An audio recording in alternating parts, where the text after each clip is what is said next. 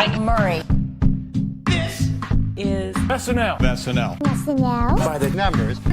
Numbers.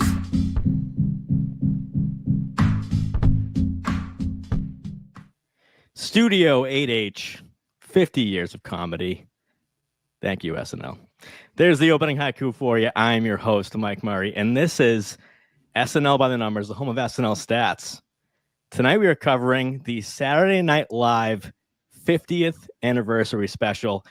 This podcast, presentation of LateNighter.com. With me is Jon Schneider. We've been waiting for this moment since this podcast started. It was a little podcast that could called SNL Stats, and we knew in season 46 that there would be a season 50 and there would be a special, and we cover the stats. How are you, Jon? Welcome back. Thanks. I'm doing great, Mike. What else is left? Now we're done this. Are we going to stop the show, or should we keep going? Yeah, this is the good nights. Yeah, we did it, Mike. We made it here. Yep, we did it. So happy to see you. I was always very excited when I knew that the special was coming around to see how much we could push you to the limits, how many people we could fit on screen to drive you to craziness for doing all of the screen time for the 100 and something people at the show on Sunday night. So how close did we get? Pretty damn close. I think I was up till 3 a.m. or later every night this week to finish it, and it was, I don't know, I did grab a number, but it was probably in the 260 different pieces of screen time to collect over a 3-hour show. And so it was crazy. It was the Mount Everest of SNL stats, but well, at least you don't have a job or a baby or anything, like nothing else going on. Yeah, that's probably the hardest part. If I could just, be home one day and just do it all, that would make it easier. But first of all, I have to thank you to everyone in the SNL community for the outreach, for the support during this difficult time. My 2017 MacBook Pro, the SNL supercomputer, passed on peacefully on the morning of February 16th, the day of the 50th. So very, very poetic. Just, to be on that day. RIP. Thank you for your service. Just right before the 50th. So on a new one now, kind of reminded me when my grandfather died in 2004 before the Red Sox won the World Series. He was born in 1929. So the laptop just couldn't make it just a little bit longer to do the 50th, but it was fun to do it on a new one. So, little macabre, but we all bring it back. 50 years. Thank you to the laptop for everything you brought to the show, and excited to begin the journey towards SNL50 with this new one. Absolutely. So, this is a non-canonical By the Numbers. This is a little different. There's going to be some records broken tonight in terms of names and screen time, but let's just chat a little bit. I mean, your story about SNL40 and how you started the pod. And, when you reached out to me, like, I'm starting this podcast called SNL Stats. We got to know each other, and it all came back to SNL40. And you did mention on the roundtable, but can you give us where you were, the what, when, and how of watching SNL40? Were you excited for it? Where did you watch it? Who did you watch it with? Because I want to have the juxtaposition, the dichotomy of you at SNL50 watching it, down the street. Ooh, I love this. Because, this is a good perspective. I feel like I've told these stories, but nothing from this angle, which is that before SNL40, like, obviously I had really, grown up on the 30s of SNL. That was like my era of the show. And I fell in love with it because I always felt like it was a communal experience for me watching SNL. And that really like shaped what I viewed for the Saturday Night Network, which was like a lot of people aren't in high school anymore and can't get together with their friends to watch the show. So wouldn't it be really cool if there was a place where we could all just like hang out and get to know each other and make friends around the world and talk to each other about the show? But by the time SNL40 came around, which to me was like the most epic night ever, and I was so excited about it, most of my friends had dropped off watching the show. So I was like, I just need to like lock myself in my room and watch it and just experience everything without trying to get people who don't actually care about the 40th to watch it with me. So for me, I just simply watched it alone at home. And I loved every minute of it. And it was like so just amazing to see all the stuff that they put together that night. And I said on Monday or Tuesday on the roundtable, like, I still feel like it was the perfect special. But yeah, it's a major difference, 10 years between 40 and 50. 10 years gone. Look at little Johnny Schneider now. I'm a little disappointed, to be honest, in you that you're not wearing a tux right now. Like who I was watching the 40th with? No, that you're not wearing a tux right now. Oh, sorry. Yes, I'm tuxed out a little bit. Yeah, you rent or you own? I rented. Yes, I did rent. I am going to own one because I am getting married later this year, so that's the plan. But I decided to rent for Sunday. Hopefully, Montreal prices and not New York prices. Yes, obviously. All right, beautiful. Okay, so yeah, so you're alone. You're in your room, probably just as excited, but you know you're not coming from a red carpet wearing a tuxedo, and Manhattan. So a little no! different. If you would have told me during the 40th in 2015 that 10 years from then I would be on the red carpet for the 50th, talking to a lot of the people that were going to be there, I never would have believed you. I mean, it was a dream. And to bring it back to stats, like season 46, think about how that started. We're getting a little emotional tonight and getting a little verklempt that it was during the COVID season. So it was Chris Rock, that first episode, and there's a limited audience, there's a limited cast and sketches. I go back and look at that screen time from that season, especially the first like 4 or 5, 6, because they did 6 in a row. And like the numbers are so small.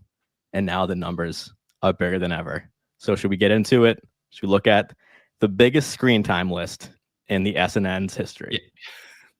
Yeah, let's do it. So I just want to say before we get there, Mike, that there are a lot of new listeners that are coming over the weekend naturally with people turning back into the show. So you may not know what is the By the Numbers show. So I'll just give a quick summary of what we do here, which this is a weekly show that we do after every new episode of SNL, where Mike Murray is our stats guru, and he does screen time and power rankings for every episode of Saturday Night Live, really analyzing mostly the cast and who's performing well and going to succeed at the show. We also have a lot of other fun segments with numbers and metrics. So we look at SNL like sports oftentimes, and that's where this show was born. So Mike is incredible with this stuff.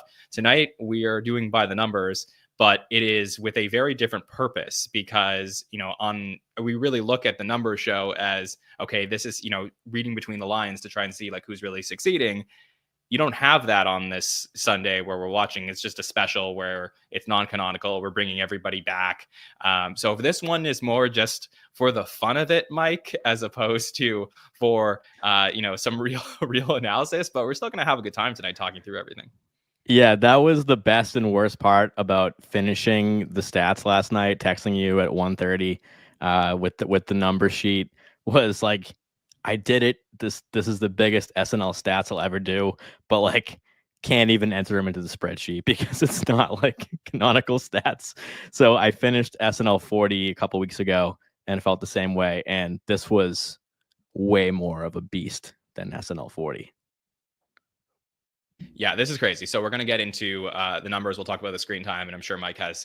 I told Mike I'll be the passenger tonight. You can ask me any questions you want. So we'll talk a little bit about my experience on Sunday at the show. So we'll get into some of that. We can talk about some of the interviews that are coming up here on the podcast over the next little bit, and some other segments that Mike has prepared. So putting up a visual on screen. So just get ready if you're watching us live on YouTube. We have a lot of numbers to go through here, and I will read them out. So we'll start with the first 70 names here that we put up on screen. So who won the night as far as screen time is concerned for SNL50? Well, it is the longest serving SNL cast member of all time. In his 22nd season, appeared in the most segments and had the most screen time with 5 segments and 11 minutes and 13 seconds of screen time. It is Kenan Thompson. Yes, Mike. I mean, first of all, who but KT to lead the charge here? But impact on the history of SNL, 22 seasons. That's 44% of the seasons of SNL. Cast member for 435 episodes, 44.4% of all episodes. And he's been a castmate to 67 other people. So a lot of them were in the show tonight, but there's 167 cast members total of all time, including Kenan. He's been in a cast with 67 of those people. So just shout out to Keenan for finally getting the moment as the lead screen time getter. And I wanted to shout out this just because I knew Keenan's the top, and I'll get to somebody else later too. But as Jon said, we do by the numbers every week and really see like the rising and falling of the cast, treat it like an NFL season week to week.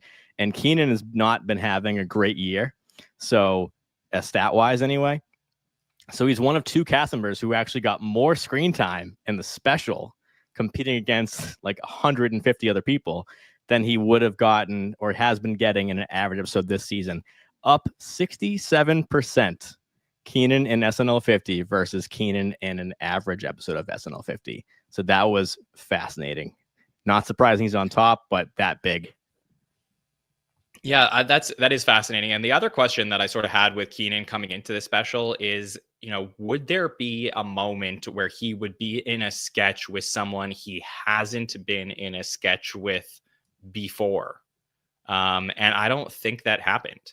Because, like between people who have hosted while he's been there and those he's been in the cast with, I think he's like there is crossover with everybody. But that was like a weird like needle I was trying to find is like, is this the first time that Keenan's been in a sketch with so-and-so? And unless you can think of one, Mike, I don't think we had that at all. I'll think on it while you read the next 69 names. All right, let's do it. 69 names to go.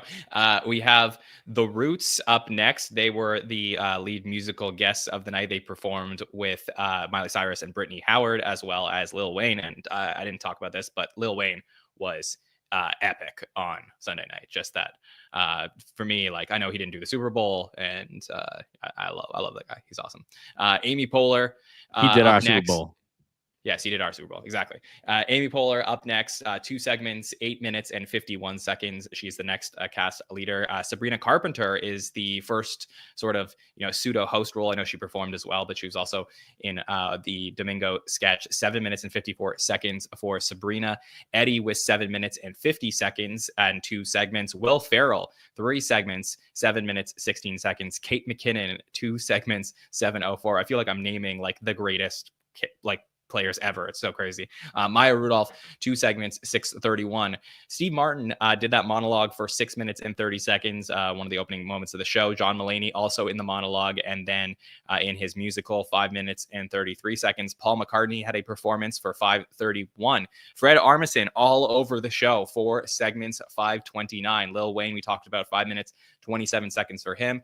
Adam Sandler performed 5:13. We have Jason Sudeikis up next, who was in the Scared Straight sketch as well as the musical for 5 minutes and 9 seconds. Marcelo Hernandez, Domingo, was brought back to the show, 4:46 for Marcelo.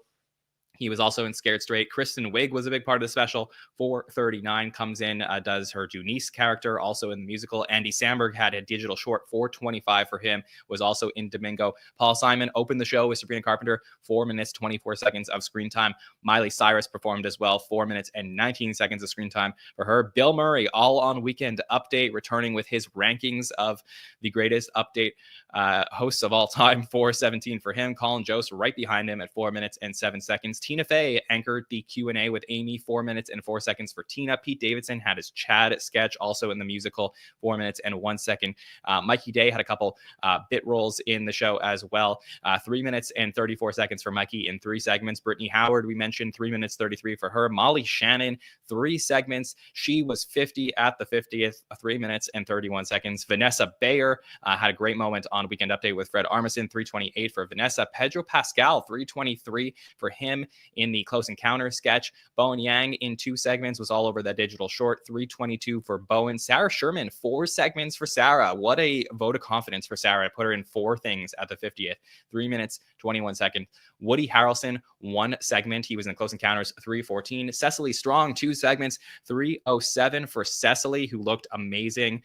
Scarlett Johansson, 1 segment, 3:01. Let's go below 3 minutes right now. Michael Che, 2 minutes, 59 seconds on Weekend Update. Rachel Dratch brought back Debbie Downer, 2:59 for Rachel. Anna Gasteyer, amazing weekend for her. Did her stock ever rise in the all-time cast member list? 3 segments for Anna, 2:58. Meryl Streep, first ever appearance on Saturday Night Live, puts on 2:56 in the Close Encounter sketch. Marty Short, 3 segments, 2:49. He had some great roles in the special as well. Mike Myers brought back Linda Richmond, 2 minutes, 34 seconds. Chloe Fineman in a couple of segments, 2:29. Kyle Mooney, was great to see him all over the show, 3 segments, 2:25 for Kyle. We got Heidi Gardner with 2 minutes, 23 in Domingo. Michael Longfellow in a couple of segments, 2:22. Scared Straight as well. Bobby Moynihan brings back Drunk Uncle, 2:18.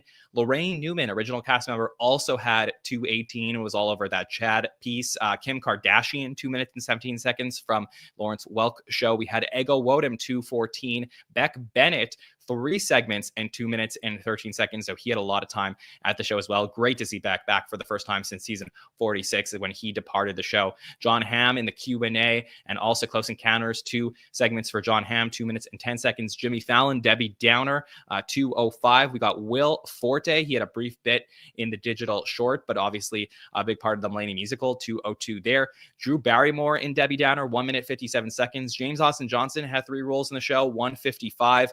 Robert De Niro and Devin Walker with the same amount of screen time, 1 minute, 48 seconds. Robert De Niro just in Debbie Downer, Devin Walker, 3 segments. Iowa Debris also in that Debbie Downer sketch, 1:46 for her.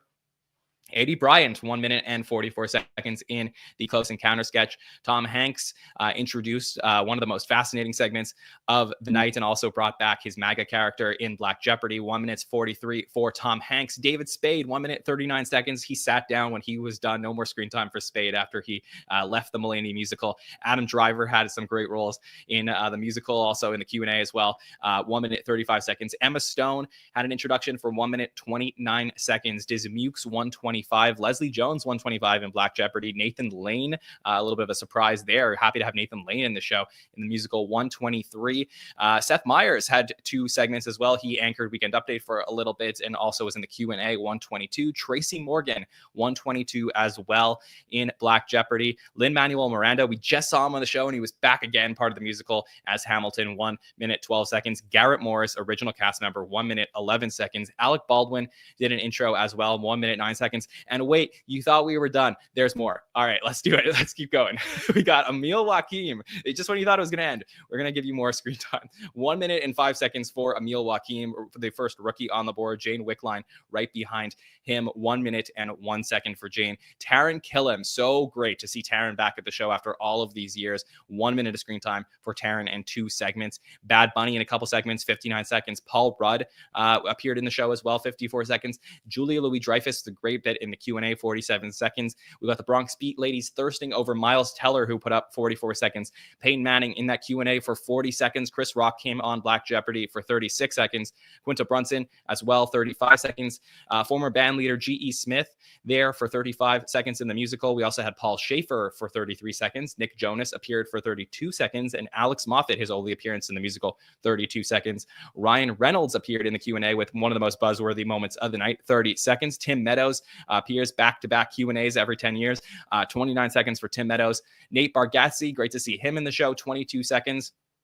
Zach Galifianakis almost stole the show, made me laugh so hard for 14 seconds in that Q&A. Ray Romano next to Reverend Al Sharpton both had 13 seconds. Jack Nicholson, really exciting to see him out again and in public, 12 seconds for Jack. Dave Chappelle did an introduction for 9 seconds. We had Jack Handy with probably the biggest surprise of the night doing a Deep Thoughts. We got 9 seconds of Jack Handy. Chris Parnell, 8 seconds from him, part of that digital short. Cher made an appearance in the Q&A for 7 seconds. We had some voiceovers from Daryl Hammond, 2 of them for 7 seconds. Momoa is still hanging out with Donna right now. 7 seconds for Momoa. Aubrey Plaza, great to see her at the show for 6 seconds. Did an intro. We had Jim Downey in that bit in the monologue where they introduced the writers for 5 seconds. John Lovitz is still in the American Girl store. Will somebody let him out? 5 seconds. Robert Smigel also in that intro that we had in the monologue with all of the writers. The late, great Phil Hartman had a voiceover introducing Deep Thoughts for 4 seconds. David Letterman's first ever appearance on Saturday Night Live. He appeared for 4 seconds, and we did get shots of Billy Crystal and Ben Stiller addressed for 2 seconds and on camera in the musical. So we hit all of the cast members. Mike, we did it. All right, that's how you do it, folks. That's how you do it. I mean, I was impressed hearing you read it. I wanted to let you cook, just let you go, read them all. But when you started to get to the end, I did get a little sadness of, like, damn it, this took me like 20 hours and John just blew through it in like 3 minutes, 4 minutes. That's it, folks. All right. Yeah, so I just want to be clear, Mike, just before we go ahead, because I already see some comments about this. We do have screen time for some other people. I just, we put 35 on the screen at a time. There were some others that Mike did about 150 people screen time. I think this came to about 105 we put on screen, but there is other screen time out there that Mike did that we can obviously let you guys know. Or we do have Wally's screen time. I know that Ashley Padilla, I believe, we determined, Mike, that she was also in Domingo. So that is something that we can add in as well. But we're doing our best here with hundreds of people to talk about. Right. Yeah. We saw a lot of crew. I mean, probably 60, 65 people in the crew and the Anxiety digital short. So that's a whole other list. A lot of them are for 1 second. So, couldn't read all those names, but we know and love you, SNL crew, including Yorma and Kiev in there and others. So if we were in the cast, those did count to the total. But I mean, where do we start, John? We got to pick somebody. But this is the SNL50 by the numbers show. You're catching your breath. I get it. But I'll open it myself with just Eddie Murphy, who I'm going to do some SNL40 comps tonight. And I will start with him because this is somebody we've talked a lot about in this show, and just maybe the most kind of like the mystique of Eddie Murphy was there for so long. A lot of people couldn't put their finger on why he wouldn't come back to the show. A lot of people had the same theory, maybe about, falling stars and things like that, and his career outside the show. And then we have a big surprise in SNL40 for most people, that he did show up. And I'm looking at, where he, if you don't remember the segment, it was Chris Rock doing a cool little intro for Eddie. And then Eddie Murphy walks out. He, kind of graciously says thank you. And that's really it. He had 1:21 of screen time. And there was kind of an awkward moment where he was done, but they didn't go to break. And then it just all right, if that's the last time we see Eddie Murphy on SNL, that'll be a shame. He does come back to host the Christmas show in 2019. And it's a huge success to most people. I think all the fans are super happy. He brought back Velvet Jones. He brought back Gumby, Buckwheat. So we saw a ton of those characters. And if that was it for Eddie, I would be that's a good way to close the book. But John, he comes back to SNL50 ready to play, playing Tracy Morgan, which was so fun for me. And then he comes back at the end of the night, not in prime time, in the end of the night, alongside Keenan and Will Ferrell to log 7 minutes 50 seconds. So he's, after Keenan and Amy Poehler, the third most screen time of any cast member in history that appeared in the show. Comments from you? I mean, it was amazing. It's so crazy now because all the talk 10 years ago was just about how disappointing it was to finally get Eddie back, and then for him not to, come through with anything, and then, him not wanting to play Bill Cosby in Celebrity Jeopardy, and then he comes out and he basically says nothing. But it's just it's been sort of a trip. I wasn't alive to watch it week to week during the 80s when he became a huge star, but I've watched every episode. I've read every possible thing there was to read about his time at the show. And in the time where SNL was at its darkest, they found a guy who became the star of the show at such a young age, and he just took over to the point where he became so big that the show couldn't keep him. So he had to pre-record sketches and it was a struggle for him to even be there. And then he comes back, he hosts while he's a cast member. And there's just so it's such a roller coaster with Eddie of does he like the show? Does he not like the show? He hosts that, season 10 a year after he leaves the show, and then you never see him again. Whether this was actually a big deal or not, the rumor for many years was that David Spade pissed him off so much with the, look, kid's a falling star, that he would never came back to the show. I'm not sure I completely buy it because I think he was already, if he wanted to come back, I think they could have had him back before that. But, that was often used as the reason why we never got Eddie. And then to finally get him back at the 40th was a huge deal. It was probably the storyline of the night, and it ended up being a huge disappointment. So that was weird. And it all came full circle again in season 45, where he hosts the show, does an incredible job at Christmas, has a great monologue, brings out some other Black performers in the history of the show. And it's really, really nice. And now we get here where we get the best version of Eddie Murphy, who looked like he was having the time of his life at the show. And I don't know how you can walk away from the special not feeling like Eddie Murphy's story and his impact on the series wasn't the biggest storyline that we saw from Sunday night. Because just to me, like, he was great in Black Jeopardy as Tracy, but getting to see him and Will Ferrell together, to me, is a moment I will never forget for my entire time watching SNL. Yeah, and I also just say that, while Mike is just fixing up his mic for a second, that we did do a cast member rankings list a couple years ago where all of the listeners voted, and I, put the pressure on myself to also give my rankings at the same time. And I actually ranked Eddie a little bit lower than the average person because I felt like, well, if he doesn't really like the show, then why would I give him, and his impact on the series? Like, I get what he did for the show, but if he doesn't really like it, why would I reward him to give him like my greatest cast member of all time mantle, which everybody has their own right to do. But my opinion has been completely swayed after this, Mike. So do we got you back? Yeah. So you just brought up a great point about him being so young. I think people forget about that because he had a great career so early, but Eddie Murphy was 19.7 years old when he debuted on SNL on Update, an episode before he joined the cast. Sitting at the desk and joined the cast, with Matthew Lawrence, Patrick Weathers, and then Yvonne Hudson, and that was that infamous season 6 without Lauren. And it's said definitely how much he saved the show and with Piscopo, but I think to this topic of Eddie's relationship to the show, imagine being, reminded and held to what you were doing when you were 19. Like, I know I wouldn't want to. So that could be part of it too. It's like where he got to start. So he definitely, owes the show for that, but he definitely made his own way after that. He's the second youngest debut ever in SNL history. John, do you know the youngest cast member debut in history? Is it Pete? Pete is 4th. Okay. That's second, Eddie Murphy. Third, Robert Downey Jr. And fourth, Pete Davidson. RDJ and Anthony Michael Hall, who was a minor. He was 17 and a half.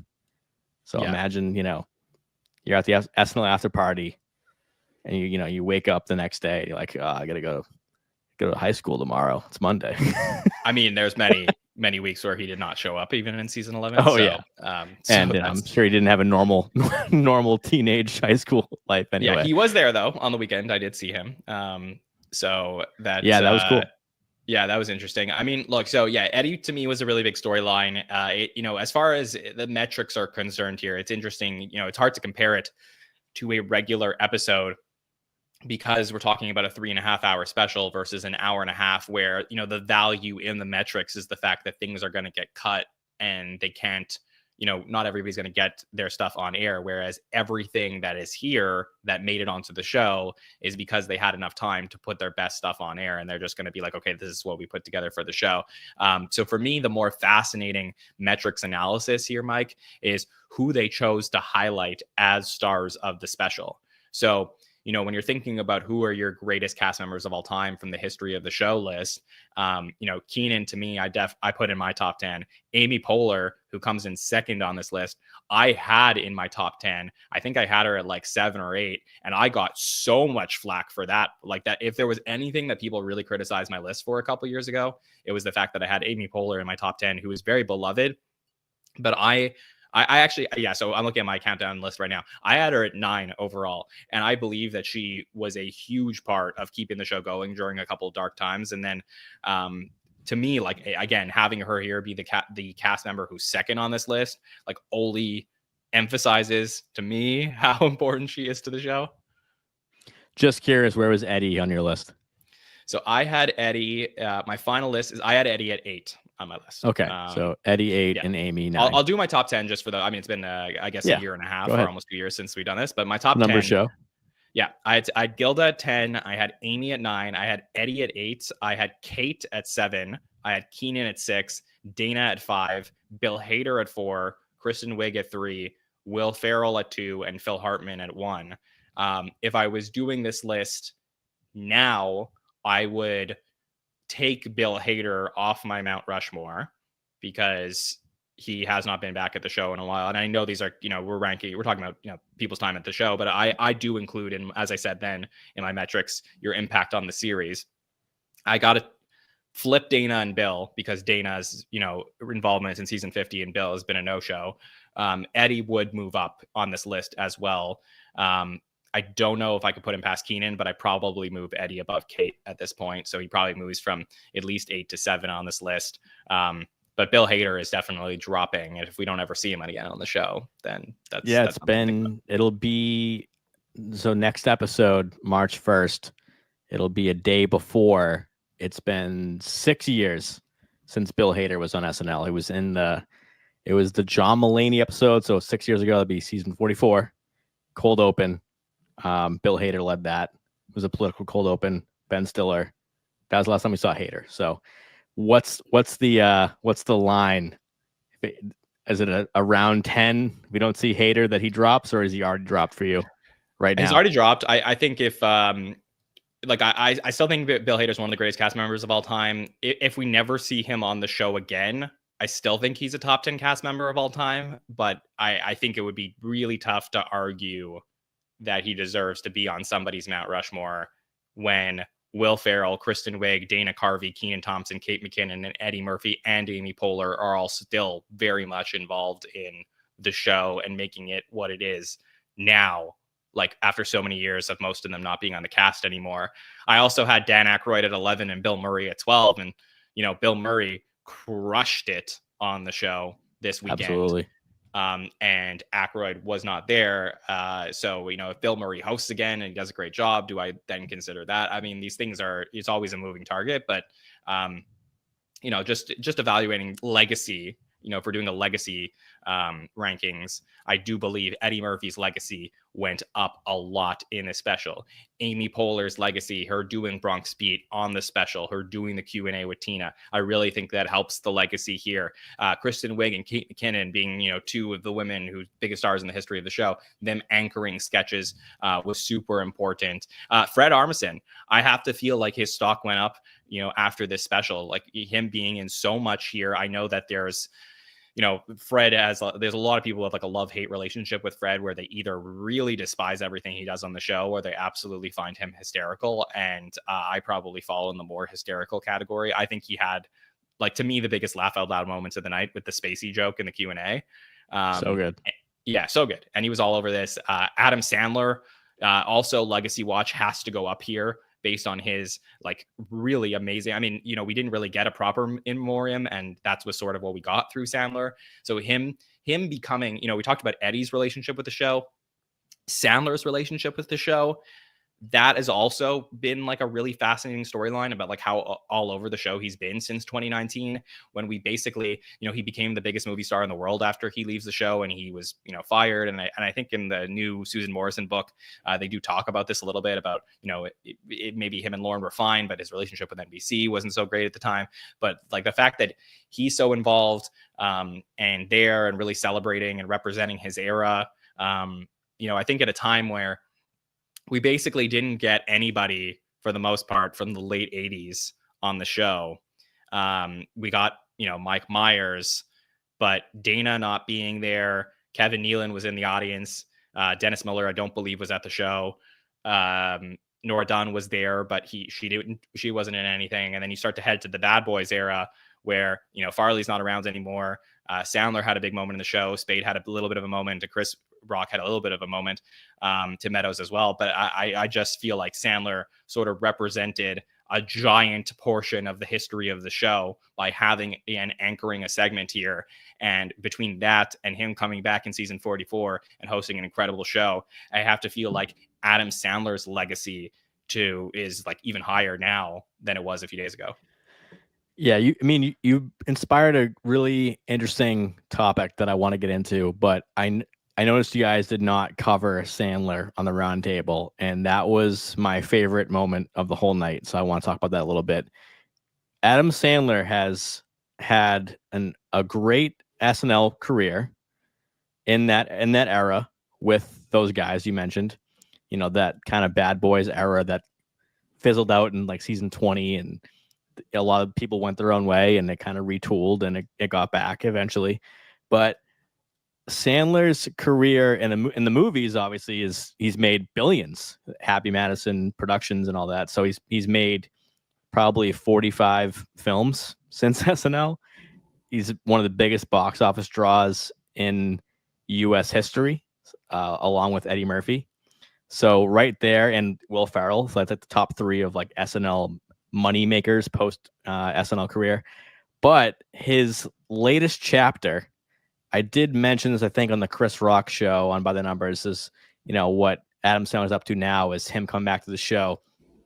I made the point that his daughters are older and maybe bringing them back to 8H and seeing where dad used to work is now relevant for them. They might be watching the show week to week like us, where he did have an era of making, you know, bedtime stories and Pixels and a lot of kids films when they were kids. And now that they're older and they can appreciate SNL more, he's kind of come home in a way.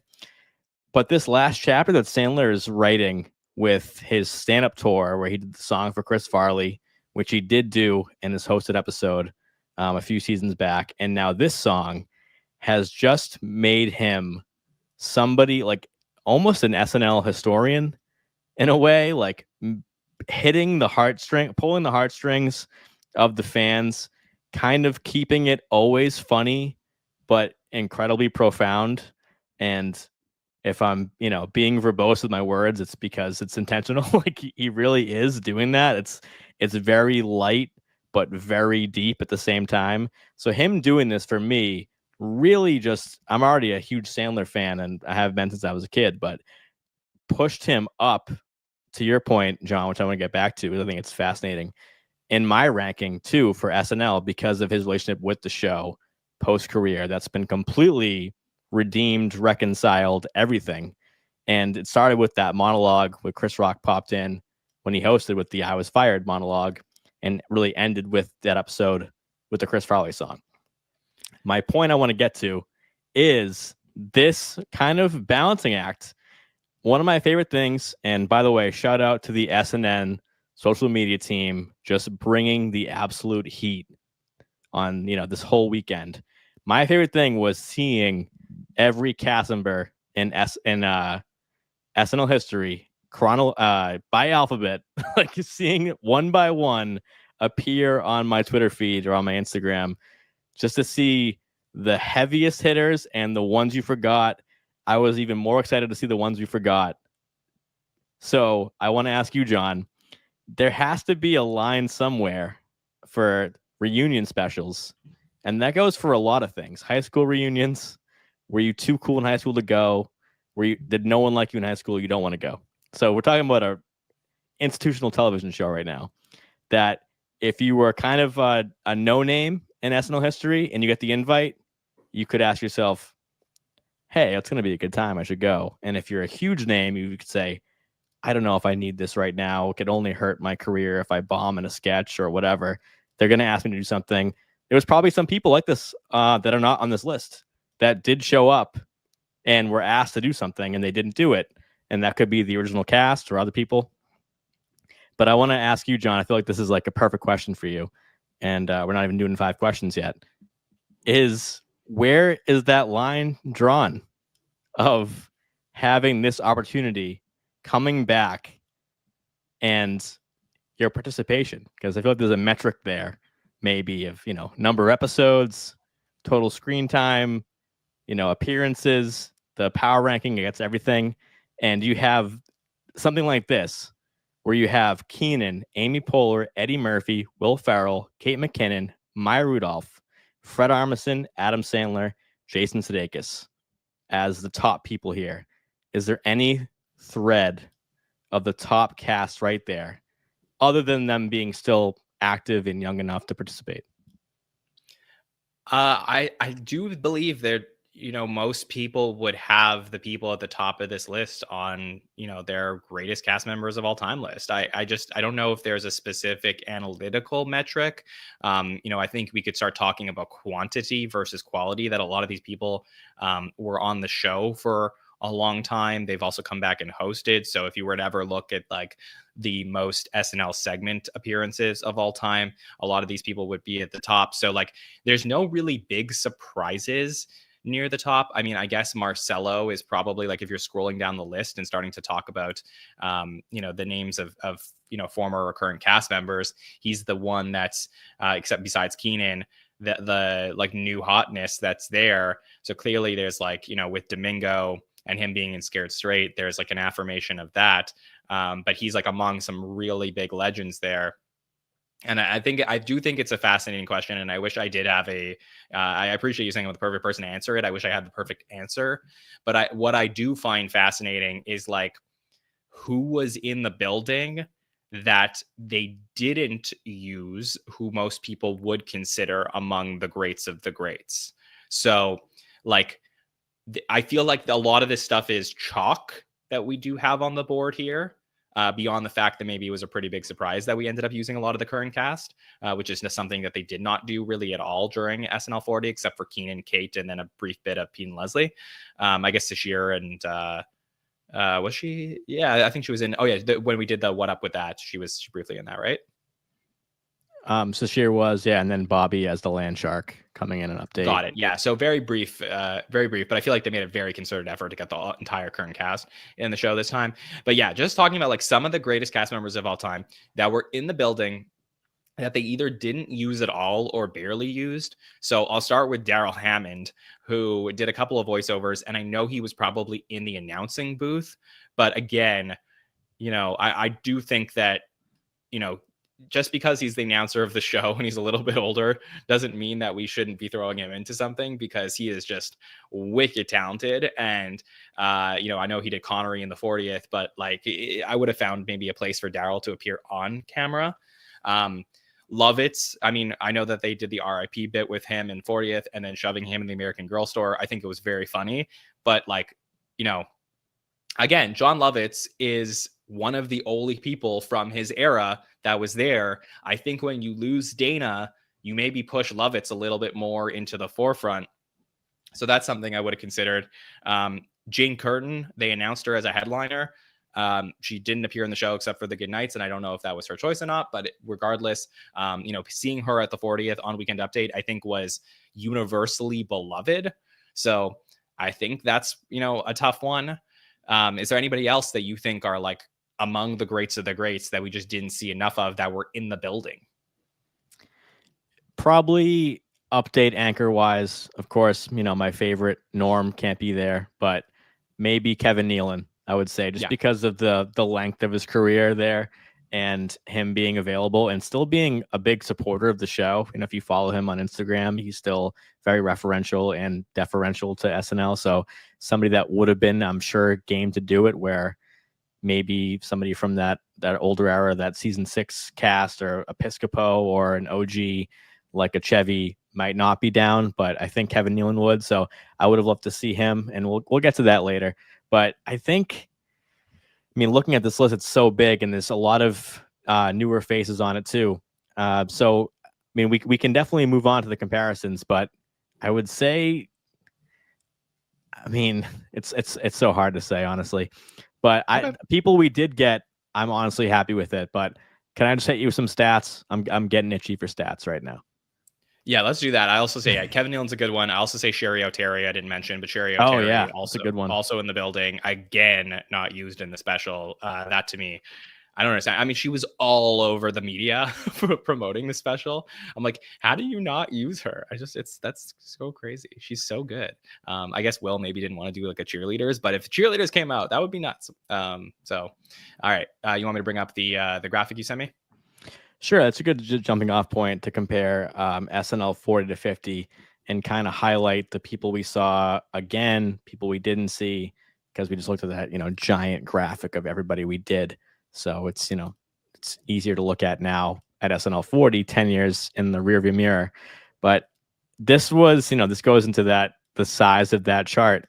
So talking about the current cast, we had an hour, 7 minutes, 4 seconds of screen time for the season 50 cast, compared to 7 minutes, 53 seconds in SNL Wow. 40.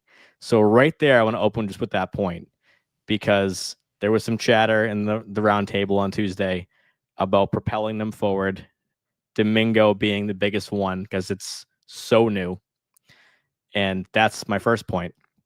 So we just brought up a chart right here that has all the recurring segments or characters that appeared in SNL 40, SNL 50. For context, to see kind of what era or who was involved in those shows, I was like, what metric can I do? I did average the time of when they debuted to kind of look back. So, look at SNL 40, the oldest sketch they did was, of course, the Dan Aykroyd and Lorraine Newman doing Bass-O-Matic from 1976.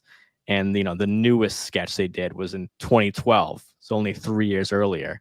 And that would be the Californians. So that's kind of like the Domingo of that era, the newer sketch they're celebrating, bringing people in. That's what I hear people saying, that the Californians is the Domingo of that era. Well, a new sketch that's worthy, I guess, of being brought into a special like this. So there's 20 there.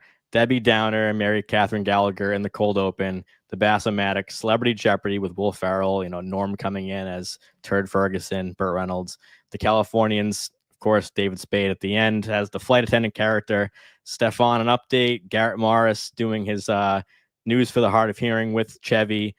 Blues Brothers were there, Garth and Kat, Derek Stevens, The Culps, Nick the Lounge Singer, Frank Sinatra, Beyonce, Opera Man, DeAndre Cole, and Vance Sudeikis and Keenan from What Up With That, all in that awesome SNL musical sketch compilation. ESPN Classic, which was, Will Forte and Sudeikis, which was, fairly new. That was from 2009. Actually debuted a week before What Up With That, which is kind of cool, back in 2009. SNL Digital Short in both, and Wayne's World to cap it off from 89. So on the screen, we have the debut of all the recurring elements and how many times we've seen them at that point, including that special. So, we've only saw 3 flight attendants, including that, but we saw this was the 105th digital short in SNL 40. So looking at SNL 50, same thing. So looking back at 40, John, did they get it right with the balance? The average being September of 94 would be like, if you took all the dates of the recurring elements of when they debuted, you get to the 90s. So that's going back from 2015 to 1994. So you're going back, over 2 decades, where we're going to look at SNL 50 in a moment. That's going back to 2008. It's only going back 17 years, just a little different. Yeah, no doubt. I mean, I mentioned that for SNL 40, after I watched the show, that was like my inspiration to go back and watch everything from the beginning of the show, because I was watching like News for the Hard of Hearing from the 1975, like right at the start of the series, and then Super Bass-O-Matic, and like those things didn't play for me when I watched SNL 40 live because I had never seen the episodes from the 70s. But on the rewatch, I was like, oh, I get this now. Now I understand. Like as soon as when you're watching the series, like all the way through episode by episode, you like hit one of these moments that you later see in SNL 40, and you're like, oh, that is why Joe Piscopo did Frank Sinatra. Like you get it. And then you start like going through. And in advance of SNL 50, partially for our Everything You Need to Know series, but also because I wanted to I don't know when the next time I'm ever going to get to do this again is, but I said I rewatched the entire series a second time in advance of SNL 50. And I didn't have to, because I could have started in 1991, Mike. I didn't have to go back to the 70s because I know that Bill Murray did his Oscar rankings, and we did see some stuff on Friday night, including his Lounge Singer at Radio City. But in the actual show itself, like you could have started your SNL fandom in the early 90s and completely felt like you've seen everything that you needed to see for SNL 50. And that's because we had Deep Thoughts and Linda Richmond in the new one. So I got to hit you with the craziest stat of the night right now. Are you ready? I am so ready. So we just showed the screen name of everybody. So that's all cast of all time who appeared in SNL 50. So I also have the stats from 40. So I'm going to give you the cumulative screen time of all cast members in SNL 40. So of course they're on screen at the same time. So I'm calling it cumulative. 1 hour, 51 minutes, 46 seconds. Doesn't really mean anything. But when I tell you season SNL 50, blow your mind, John. 2 hours, 51 minutes, 46 seconds. No way. It was a literally 1 exact hour more of cast and 50 than 40. Wow. That is so crazy. And I do wonder, like, to be a little bit of a fly on the wall in the, in 30 Rock, a few weeks ago or even a few months ago when they're writing this special, when Lorne and Higgins and all the producers sit down with Tina and Seth and Jost and Shay and anyone else they decide to bring in to write the special. Like, at what point was the decision made to say, okay, guys, we did a bunch of stuff in the 40th for, stuff from the 70s. We did a bunch of clip compilations. The 50th is going to look like an actual episode of Saturday Night Live, except really extended. I just I'm so fascinated to, eventually talk to somebody and just be like, I assume Lauren made the call on this, but like, when was that call made? And if that call was made at a certain point, Mike, then, I guess it's a chicken or egg question, which is like, was the decision made to make this in a very extended version with long sketches from the history of the show in SNL 50 first? Or did they realize they had so many mouths to feed and so many people to be there that it felt like they had to do so many sketches because people would complain about not seeing their favorites if they didn't? So I just wonder which, order that went in. It's a good question. It brings me a direct, beautiful segue to my next stat of 40 versus 50. The new material that we saw in SNL 40, 1 hour, 48 minutes, 29 seconds of that night was non-clip shows, non-montage, all that. 1 hour, 48, 29. That's the total of new shit we saw that night.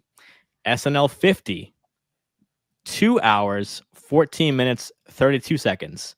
So we saw 24% more SNL than we saw in SNL 40. So right there, you have 24% more chance to show people, whether it be for 1 second or 4 minutes. So that was fascinating to me too. Is SNL 40, John, you say is a better special.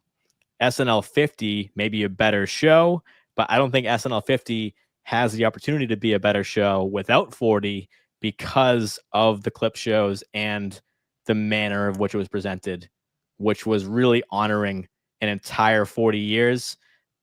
SNL 50 was more of a celebration and a party. So that kind of, they didn't have to repeat that maybe. I think SNL 40, that, and again, this is my like thesis on Tuesday on the roundtable. Like, I think SNL 40 is the perfect special to get like anybody into Saturday Night Live. Like, if you want to, like, if you are not a huge fan of the show and you watch SNL 40, you can like start to get it because you start to see like clips of some of the great sketches. You get some new stuff in there. They really incorporate everything from all eras. And I think season 50 is really for the people who are already big fans of the show. Like, I don't know if SNL 50 plays as well for like a real casual fan of the show. Like, I think if someone's like, oh, SNL isn't funny or SNL isn't for me, I don't know that SNL 50, the anniversary special, will convince you otherwise. But I do think SNL 40 does a better job at bringing in new fans to the show, and SNL 50 is more of like this giant party that you're like, oh, that's cool. Right. And in both specials, we got a lot of people that will probably look back on this one and already look back on 10 years ago. They're like, oh, why is that person there? Like, okay, I guess they were popular at that time, where you're never going to say that about an old cast member that's a legend. So brings me to my last stat, which is how many cast members did they bring into the show? Reminder, they had 54% more cast screen time, 24% more new material. This is the cast breakdown. So I included everyone who was alive at the time of the special. In SNL 40, they had 49 cast members, current, former, everybody, out of 135 cast members that were alive and could have been there. And of course, there's many in the audience, but I mean participating in the special. So 36% of living cast was in SNL 40. Let's go to last Sunday. It was 61 cast members versus 49 out of a possible 153. So we went from 36% in SNL 40 to 40% in SNL 50. And there was a jump of, almost 20 eligible cast members, net from the new ones and ones who have passed away since SNL 40. Now, are we including Ben Stiller and Billy Crystal in that list as well? We are. Okay, and Ashley Padilla, if we're confirming that she was in. Ashley Padilla was, if you don't know about this, I texted John today because I'm like, Michael Longfellow was in the sketch of Domingo. Like, I feel like it could be Ashley Padilla. Otherwise, she would be the only shutout. So I don't know if we've gotten word, John. Have we?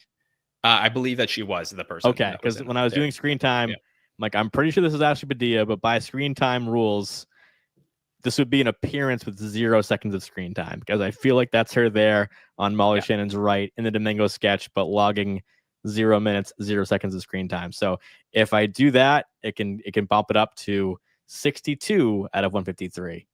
So that would be one little difference. And that includes Paul Schaefer, Robert Smigel, and Jim Downey as well. It does. So people that were for a little or a lot down to be in something, whether it's standing out with an umbrella outside on the street, whether it's being, Paul Schaefer playing a guitar to bring us to the 80s. That's pretty good, honestly. And like Dana, obviously, if he wasn't sick, I know they just released a teaser to their Superfly podcast that him and Spade do on Fridays. So he started, I think tomorrow, the show that they're going to put out is all about Spade's experience of the 50th and Dana's unfortunate reason for not being there. But like he would have been there as well. And then I guess, at some level, Aykroyd and Hader chose not to go. But for everybody who did choose to go, the fact that they got over 60 cast members in there, like, I mean, again, as a big fan of the show, and I'm sure everybody watching tonight is a big fan of SNL, you have to be thrilled that you got to see over 60 of your favorites get together for the show. Because I don't know when they're going to do another special. I don't know if it's going to be in 10 years at the 60th. I don't know if, SNL continues and goes on, if it will be at the 75th. And who the heck knows how many of these people will be there. So I do think that, like, again, at 40, it was really, really easy to say, well, obviously they're going to do a special at the 50th. Now, I know we still have the actual 50th anniversary on October 11th, 2025 to celebrate. We will have the 1000th episode of Saturday Night Live in 2026 to still talk about. But I don't know, Mike, that we will ever get a night like SNL 50 again. I sure hope that we do, but because we're now in uncharted waters, you have to be proud if you're SNL of the fact that you got over 60 cast members in this special. Truly amazing, honestly. And like I mentioned, seeing people in the crowd, anyone from, and we don't know who was in the spillover room. There's no camera in that room, but seeing people there, even just like spotting a Randy Newman or somebody just who was in the second episode of SNL, just like in any of these specials, you see people that are SNL influencers of the past that weren't necessarily cast, but you see them in the crowd. So that brings me to Dana, John, is he was the top screen time getter in SNL 40. So if it was anyone that you were feeling a loss from, maybe people would say Hader or Aykroyd. But Dana Carvey had 7 minutes, 35 seconds of screen time in SNL 40, and of course, 0 this time. So biggest discrepancy between specials. Yeah, it's really tough. I mean, I always, a big thing that always comes up is like who wasn't there for other specials, and like you hate to have them on that list, especially like, Bill and Danny didn't want to go to the show, which like. Now that we're almost an hour into By the Numbers, I'll sort of, be, I don't know who's listening or not, but I'll just say, I don't think that they wanted to go. So I will say that they chose not to, and that's their choice, and whatever legacy points you give them for not going, or is your call. But when somebody wants to be there and they're sick, there's nothing you could do about it. And for Dana, I don't fault him at all for not being there. It was definitely a loss though on the special, because like I know we were very blessed to get to see him a lot in the fall. I'm sure he's going to come back, and probably we'll see him once again as Biden at some point. But yeah, it's just I could only imagine, him being there, and maybe there is a Wayne's World that ends up materializing for the special, given that we know that Mike was there, or maybe Kevin Nealon ends up participating in the special because Dana's there, and we get a Hans and Franz because we haven't seen it in so long. So again, I just feel like that was the one that was really tough for me. I had mentally prepared for Aykroyd and Hader not to be there, but Dana, I was just like, I don't know if I explained this on the roundtable or not, and I will get into, especially for our patrons. I'll we are going to do a patron show tomorrow where I'll talk about the entire experience of going to the show. But at the red carpet, James and I were at the corner. We couldn't have asked for a better spot on the carpet to do interviews. And it was the spot that was literally the last point before people entered the building to go up the elevators and into the studio. So we got to see every single person who, if they weren't already there, walked into SNL50. So for me, they handed out, for all of the outlets, they handed out pieces of paper with names and faces of who was walking the carpet. And I was the only one who didn't really need that, because I sort of knew who everybody was. But I was looking through, and Dana Carvey's name was on that list, and I was so waiting for him the entire time. And I guess they did put some extra people on there just in case they either showed up or there were some surprises, or they didn't want to let people know that they weren't there. But for me, I was like, oh gosh, I really hope I see Dana at one point, and unfortunately did not. And maybe the most surprising one, we now have learned that he was battling some illness and couldn't make it. But for Dana Carvey to have logged 21 minutes 44 seconds in season 50 before the 50th and not be there on paper is a shock. So last couple stats that I want to get to some of your stories, John, is Dana being number one for most screen time in 40 to have 0 and 50. Can you guess any of the next three? Because 4 and 5 are Aykroyd and Hader, who was in 40 and not in 50 at all, but had a lot of screen time in 40. Ooh, Kristen Wiig, I'm gonna guess. Well, Wiig was in this one too. Oh, sorry. You're saying that who were the top 5 people in season 4 in SNL 40 that got the most amount of screen time that weren't in SNL 50? Ooh, that's interesting. Is Norm one of them? Norm would be 7th or 8th. He had 2 minutes 16. And are we only SNL talking 40. about former cast members? No, everybody. Because well, Timberlake. Timberlake was the one I wanted to get. He's 3rd, so it's Dana Carvey, somebody else, and then Timberlake. Just trying to think about who did. So just going back to my memory of SNL 40 with, I guess in the monologue, I think almost everybody in the monologue came back for SNL 50 except for Melissa McCarthy. Yeah, Melissa. Is it Daryl in Celebrity Jeopardy, perhaps? It is not. It is Kanye West. So oh, come on. An obvious one right there that was not at 50. So it's Dana, and then Ye, and then Timberlake, and then somebody else, and then Aykroyd and Hader. So I'll give you one more guess to get that top 6 right there. Okay, the next guess, I would say Jane Curtin, or are we counting her in the... Jane Curtin would be right after Hader as having not participated in 50. She was in the building, though. So Jane Curtin on update in 40 had 2 minutes, 57 seconds of screen time, and then 0 in this one. It's one of the longer segments. They did repeat the segment this time, but... Yeah, give me who I'm missing. It's Jerry Seinfeld, because he led the Q&A in 40, and Tina and Amy had that job this time. Then it's Jane Curtin, Kerry Washington, Norm Macdonald, Betty White, Melissa McCarthy, Bradley Cooper, Taylor Swift, and then you go on to Joe Piscopo, Kevin Nealon, Colin Quinn, Jim Belushi, Ed Norton, Chevy Chase, Jim Carrey, Sashir, Louis C.K., Alan Cleghorn, Derek Jeter, Larry David, Michael Douglas, John Goodman, So like a lot of, big hosts and also other random ones in there. So I feel like that's kind of the best by the numbers way to kind of contextualize SNL 50 is look at what we've seen before. What can we read from that?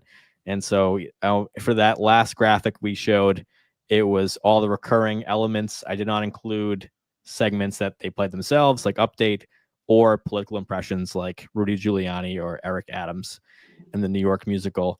So any characters that appeared within them, then I did count that. But can I say something about Eric Adams? Yeah. Very funny. Yeah, go ahead. Chris Red had the best Eric Adams. What And I loved it. Was Eric Adams or Chris Red there? No.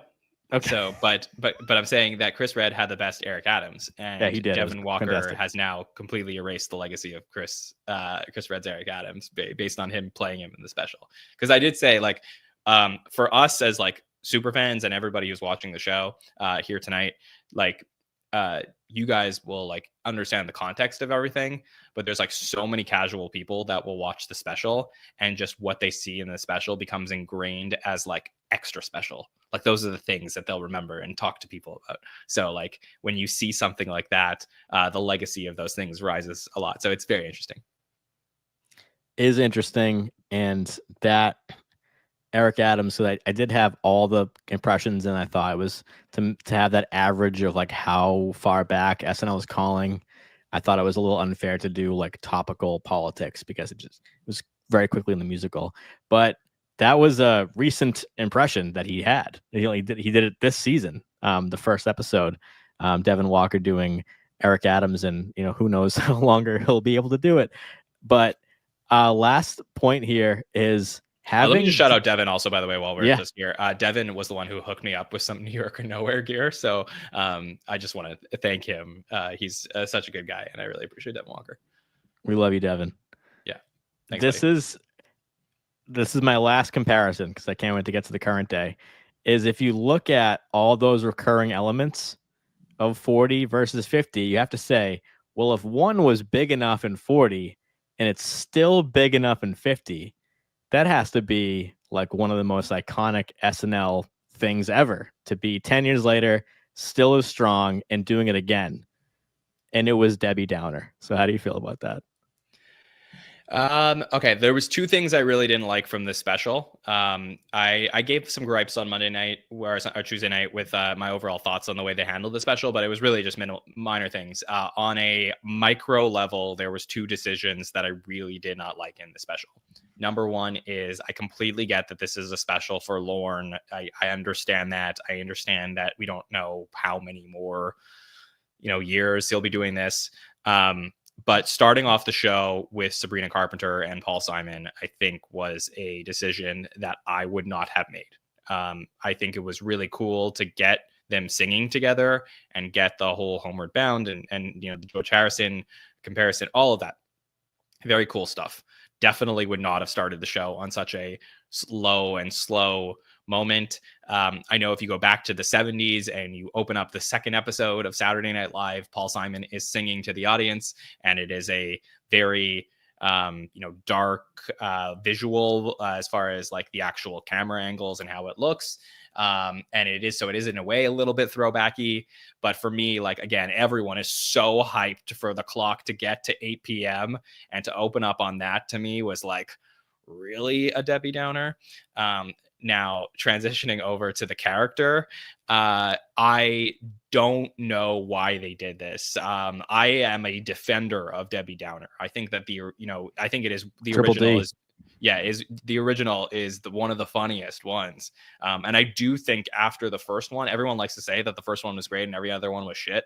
I don't agree with that at all. I do think that there's some other really fun Debbie Downers. I like that they brought it back right before COVID, like literally in the Daniel Craig episode, like right before the At Home shows, we get a Debbie Downer. There's one that's they sort of like have her, being delivered toys from Santa, and that's a really good one. But this did not work for me. I don't know, like they were just like it almost felt like the writing there was not fully fleshed out, that they ended up like repeating just a lot of lines from old stuff. And the only thing I liked truly was that Jimmy Fallon was like back with Debbie Downer, and there was a little bit of continuity of like, oh, I've already heard you say this before. But it is weird that like Horatio's in the audience, and if you're gonna have him there, to not like that was like the whole thing, that Horatio was like crying and was covering his face with pancakes and waffles to like try and wipe his tears. And like, if you're gonna go that route, I think you do that. Otherwise, like getting Robert De Niro in there, with all respect to him, like on SNL, he's like not my favorite. And like Drew Barrymore and Io Debris, like they just like was so bizarre to me. Like that to me was the weirdest part of the special. When I did that sketch last night, wrap up screen time, doing that and Scared Straight to wrap it up. I had to watch that sketch like 5 times in a row. And there's like a metaphysical thing that happens to me, John, when I do these sketches, where it's like the cast members are there the whole time. Like you might think that a political cold open or a Millennium musical is like what makes me go crazy doing these stats, but a lot of it is like really pieced together, and I can go, okay, I'm going to get these people who are leading it and then get the little bit parts as they pop in. But there's, the usual SNL sketch where there's like a small ensemble, and I literally have to do it over and over. So watching the Debbie Downer sketch, it just felt like it was from a different show. It felt like improvised almost. It was like Debbie Downer had her beats. Like you said, they reused, feline aids and some of the exact same jokes and the same sound effects, but just having it be like, okay, we're all playing ourselves. We're at a bar after SNL50, during SNL50, but we're doing a sketch in front of a live audience. It was a weird move. So when I looked at that recurring list, John, and saw that Debbie Downer's the one through line to get to from both specials, even if they didn't do it at 40, I don't know if this was the move to do it at 50, but they did it at both. Of course, Debbie Downer it was just so like much better a at brief, 40, Mike, though. It was a brief like, appearance in the cold, and then they cold open with Justin and Jimmy. It was awesome. I think that if you're going to throw Debbie Downer in here, you do what you did with Sally O'Malley, where she's part of an introduction, and that would have been totally fine. Like doing a whole sketch with Debbie, to me, I don't think you need to do it. And if you wanted to involve Rachel in the special, Boston Teens is right there. It is. All right. Can we move on to 5 questions? Because a lot of them might be we've already said. So I want to get the couple out that we do have. And one, you kind of mentioned this. I want to get you on the record. Assuming SNL remains on forever, what would be the next special to you? Would it be 2035 or 2050? Because this is just assuming that SNL never ends and we both die and it's still on the air. Okay. This is the first time I've ever making this take. This is my prediction. If God willing, and I hope the most for Lorne Michaels, if he is still around and kicking and good in 10 years from now, I think they will do an SNL 60. If he's not, I don't think that will happen, and I think they would probably do it at 75. So I think that would probably, as we inch closer to that may make the decision. That's my take. I have the exact same answer, John. So question 2, what singular moment in this show do you think you will most associate with SNL 50 10 years from now after doing those comparisons? Yeah, I think it's got to be Eddie Murphy and Will Ferrell together in Scared Straight. It was, there's a really fun thing that we do sometimes here on By the Numbers specifically, where we talk through an SNL season and we talk about the pairs of cast members and how many times a cast member is in a sketch with another cast member. And when you get an all-star game like this, or the Avengers coming together, you start to think about the possibilities of like who can be in a sketch with somebody that they haven't been in a sketch with before. And I don't know why, like maybe you have at home, but for me, the thought of getting Eddie Murphy and Will Ferrell in a sketch together just like never crossed my mind. And as soon as Will came out during Scared Straight, I was like, oh, this is it. Like, this is something we've never seen before. And I don't know if we're ever going to see it again. And it's, literally never happened in the history of the show. These two have never crossed over with each other. And you're getting 2 of the people that, drastically change the history of the show together, making each other crack up and obviously along with Keenan and Jason and the newbies, but this to me was something I'll never forget, that visual.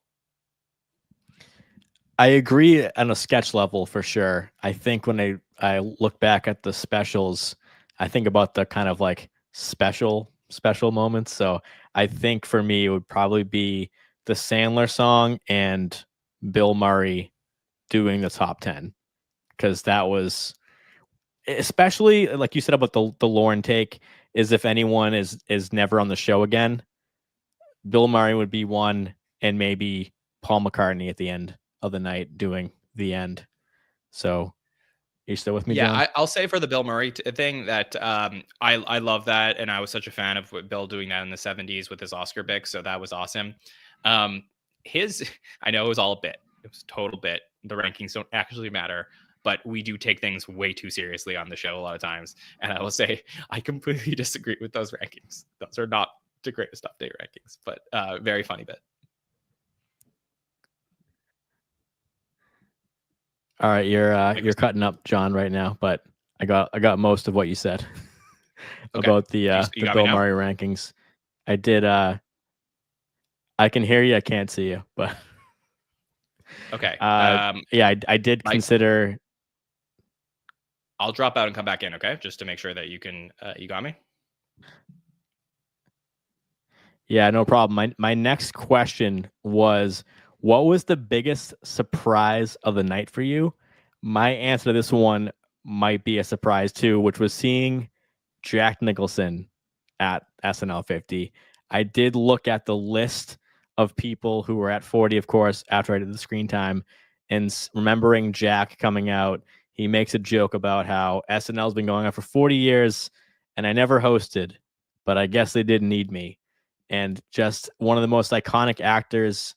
You could come up with Leo DiCaprio of a modern A-list actor who has not hosted SNL. So Jack Nicholson in the crowd for me was my biggest surprise of the night. He's my all-time favorite actor. I did film a movie with him. I did meet Jack Nicholson. Most starstruck I've ever been in my life. One of my coolest moments of my life. So seeing Jack in the audience was my biggest surprise of the night. John, what was yours? You got me now, just making sure. I can see you. You're a little frozen. Okay. Well, my biggest surprise of the night by far was Deep Thoughts. Just getting to see, that was crazy. Another Jack having, I don't know how that happened, that they called up Jack Handy and got him to put together another Deep Thoughts. That was nowhere near on my bucket list. And when that showed up on screen, I was was besides myself. Like, I couldn't believe it. And it was so cool and just such a good thing. We talked about like all the possible pre-tapes they could do as digital shorts, PDD, another TV Funhouse. Never on my bingo board did I have a Deep Thoughts by Jack Handy. And that to me was awesome.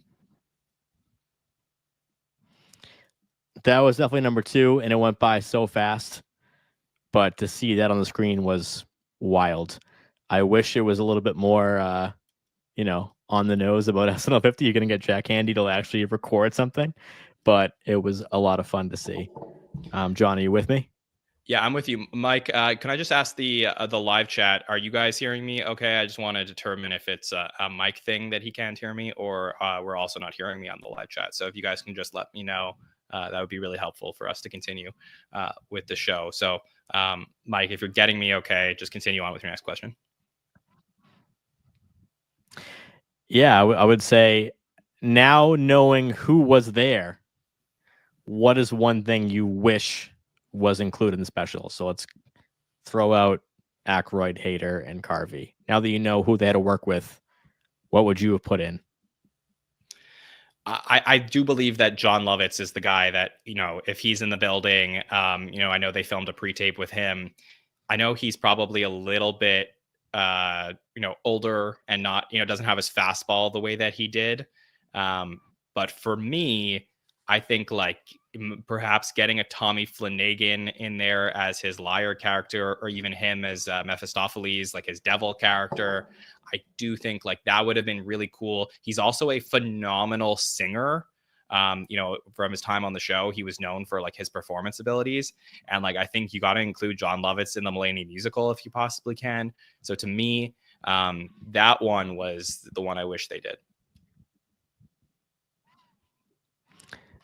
My answer is simply shouting out the bees in any way. Just wanted to see somebody in a bee costume at some point in the night. So simple answer for me. Mike, are you getting me okay now? Because it seems like the chat says I'm okay. So if it might be you, maybe I would drop out for a moment and come back in. Yeah, I'll leave and come back. Okay, perfect. All right. So while we wait for Mike Murray to come back to the show, if anybody has any questions in the chat that they want to throw out here, always fun to be live while I'm waiting for a show to continue going on. So, great to be with all of you. And thanks for hanging out with us on this Thursday night, still talking about the special. So if I see a couple questions come into the live chat, I'll answer one or two before we move on to the next question from Mike Murray. So Mike, can you hear me okay now? Yep. Okay, I got a question. I told the audience I would answer a couple questions here, and we can figure out if I want to keep this in the podcast or not. Urban says, "Where was John Goodman?" That's a really tough one. I didn't see John there at all. He didn't walk the carpet, so I didn't see him on camera. So I don't believe that he was there. So for me, I think that probably. I don't know what type of health situation he's in. The last time that we saw John Goodman at the show, it's been a while. Like maybe SNL50. No, that's not true. We did see him as part of the Trump administration. He was playing like Rex Tillerson for a couple years. So, that is weird that we sort of haven't seen him since, I guess, May 2018. But that to me was like, it's a big loss when you don't get those like all-time greats somewhere in there. So that was tough. Shari says, who was my biggest thrill to interview? Will Forte. To me, that was like, my first memory of watching Saturday Night Live was seeing Will Forte on the update desk, doing Tim Calhoun.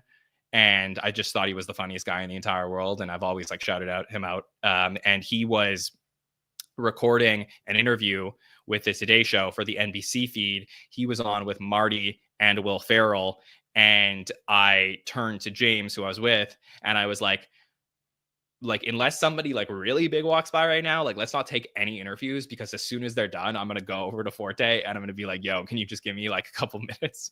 And we got it. And I spoke to him about coming on the podcast eventually. So for me, that was my absolute bucket list. Obviously there's some like really big names that we got to talk to, but Shari, that was like a thrill for me to get to talk to Will Forte. That made my night. Mike, you got me now? Yeah, loud and clear. Always good to have a backup connection, So especially for this question, because I couldn't get all deep and emotional if I couldn't hear you. So this is the most deep question I've ever asked on By The Numbers, which is John, what does SNL mean to you? It's so funny because like that is, I don't know if you knew. I don't know what sex is this you were talking, but like that's the number one question that I asked people when I was interviewing them. And again, we're going to roll out the interviews in the next few days.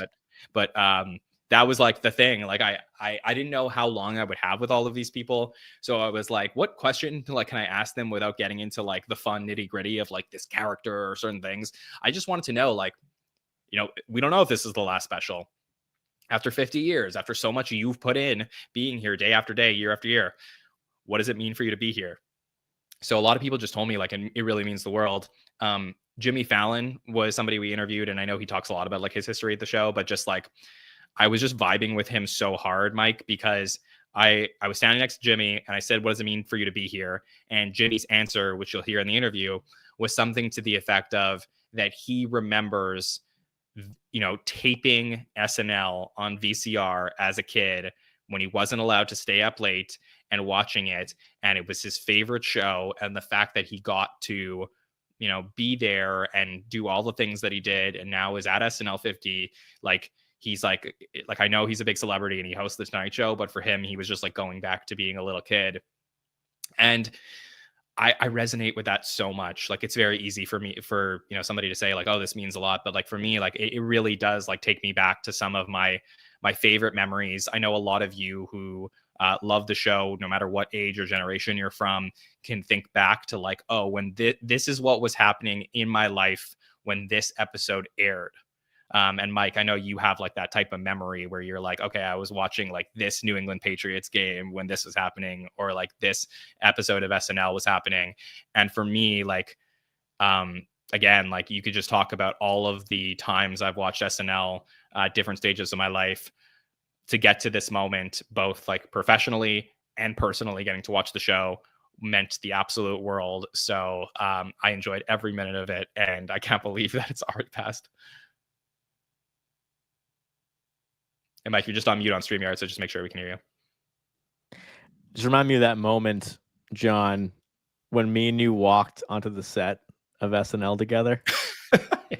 Like, yeah, it's cool to have awesome after party stories and red carpet stories, because it's a more fun anecdote or story to tell somebody about interactions we've had, and I can't wait to hear more about the ones and see them on, on video and stuff. But when we walked onto that stage, it was like it's truly holy ground to me. So there was a moment it's where so much dirtier than you think it is. Like you think it's going to be like they just like clean Yes. the ice. Like no, it's like 50 years of like footprints and wear and tear on that stage. But yes, Yep. I agree with you. Standing there, like I didn't want to be that guy, but I really wanted to kiss the ground. Like that's how I felt when I got to the stage.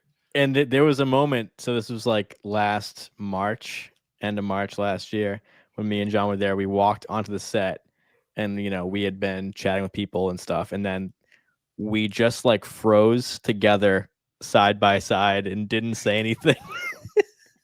So because we were just like, wow, we're here right now. So I that was kind of the I wrote, as I usually do, write the haiku right before air.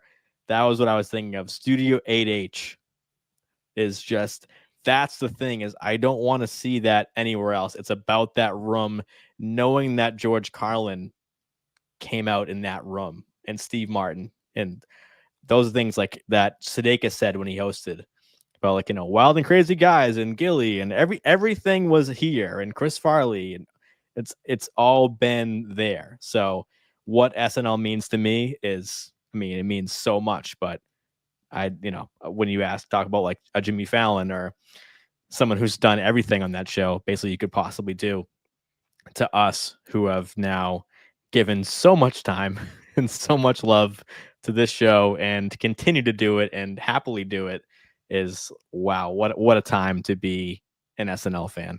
So that concludes 5 questions. Someone asked in the chat, Mike, are you related to Bill Murray? I am not, but I did play skee ball with him in Martha's Vineyard. So that's the only story I have about Bill Murray. But John, Yes. Can I also just, Mike, before we move on, I just want to be, I really appreciate all of our listeners being here. I just want to make sure I didn't miss any questions, because I did offer the opportunity to answer a couple questions. So I hope the podcast listeners don't mind. I'll just answer a couple of live questions before we wrap up and head towards the end of our show. But Amanda Akers Homestead in the chat did ask me, does the gravity of Eddie Murphy come across in the building? He not only seems to still have his fastball, but is the one S-tier performer whose charisma and gravitas rises above all others. Amanda, there's a lot of stories, if you go back to like everybody talking in SNL50 about Prince, and how when they saw Prince perform or be at the special, it's like his feet never touch the ground, that every head turns in the room. That is Eddie Murphy now. It's everybody cannot believe that he is there. It just plays incredibly. And yeah, like his presence is bigger than the show, but the fact that he's come back home to the show and shows that he truly cares about it, to me, is always going to be one of the biggest storylines of the special. I also see Karen in the chat said, I felt like Pat should have been part of the in memoriam of things that age poorly. What are my thoughts on that? I think Julia Sweeney did a lot of media in advance of the 50th. I forget which show she was on. It may have been The View that Julia Sweeney was on last week. And she said that Pat has been a symbol of, modern times. Like Pat's aged really well for her, that there's a lot of people, that are dealing with like different gender issues that like see Pat as like, Pat wasn't trans. Pat wasn't like anything in particular. It was just like nobody understood what gender Pat was at the time, and that was never revealed. But Pat's been like an inspiration to a lot of people, as far as I understand from Julia. So I think that, to include, and also Julia Sweeney was also there. So I think to include Pat in memoriam of things that aged poorly, I think wouldn't have played as well based on the person who created the character and their feelings on how well that character has aged over the years. So I just think it's definitely an interesting question. And of course, you as a viewer have every right to feel like it doesn't age well, but that's sort of my perspective on it. I think I did cover anything. Do I know the whereabouts of Yvonne Hudson, Corey? That's the $1 million question everyone's been trying to figure out. So if you know, you can come on when you get Yvonne Hudson to come out of the woodwork. All right, Mike, I think I got everybody. Yeah, should we offer a reward for information, just to wellness check, to make sure Yvonne Hudson's? I would consider it at this point. I would consider it for sure. Yeah, this is just like, find like, where in the world is Carmen Sandiego? We're trying to find like some old retired baseball player. Just like, she's out there somewhere. I know it. It's just the I said like we got 60 something cast members that appeared in the special. There would not have been a bigger moment than when Yvonne Hudson just suddenly walked into a sketch. Like if Yvonne Hudson was in Black Jeopardy, there would be like a million articles written about that moment. Interesting. I mean, I don't know how that would play on TV, but I know that me and you would be stoked. Yeah. And we haven't seen her in so long that, like, would she be recognizable? I have no idea, but that would be crazy. I mean, that would have been the answer to question 3. What was the biggest surprise? If Yvonne Hudson was there, that would have been it for sure. So just talk me through your day getting to the red carpet, as far as what the timeline was, because everyone knows it's a long night, and especially for the stars at the red carpet are arriving in a certain way. They have a lot of availability they have to fulfill, and some they if they can do it, they will. So I'm imagining where your position was. You described just the anxiety to get them at that time. So when did you arrive? How did you get to where you were? And then how did you get to call them over? Yeah, so I'd done a couple red carpets before, specifically for Just for Laughs. And then for those who don't know, before and even during my time hosting this podcast, I'm also in a event MC. So like I do have a lot of background in like being in a place and emceeing private events and corporate events and like weddings and bar mitzvahs and all that stuff. So I do have some experience with like hosting, but I'm the type of person, like the same way for the show that I am for events. Like I like to be like really prepared for things and know exactly what I'm getting myself into, so I could like game plan. And I did not have that opportunity for this, because I truly didn't know, like, would I get to talk to anybody? Would anyone want to talk to us? Like, what would it all be like? When I was at the concert on Friday, I got to go to Radio City for the concert, which I'll certainly talk about more on the Patreon show, but like that was just so epic, just getting to see that in person. And they sat me in a press area where I was with a couple of other reporters about the show that have written about the show, and people who work in SNL's PR team, as well as the company that runs the red carpet. They were all like sitting near me. So I, tried to schmooze a little bit and introduce myself. And I was like, Saturday Night Network, like, do we have a good spot on the carpet? And they were like, well, you have a spot on the carpet.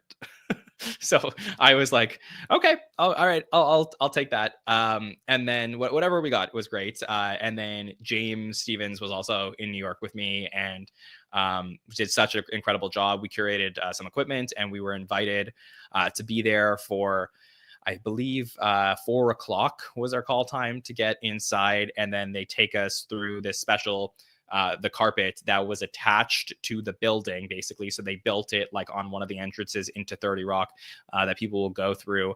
And there was, it was like an L-shaped carpet with a photo section where you had a photo pit with a bunch of camera people, as well as about 10 broadcast, I guess NBC broadcast teams that were doing some interviews there. So like, let's say like NBC Boston and all of that stuff were there to do interviews.